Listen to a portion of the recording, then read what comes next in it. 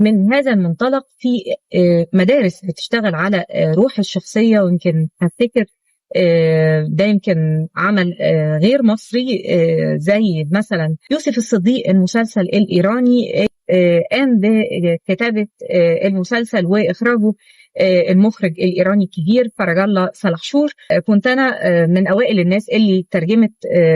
الخبر عن المسلسل، وان هم بيقوموا بالتحضير دي. وعلى فكره وقتها لما نشرت الخبر ده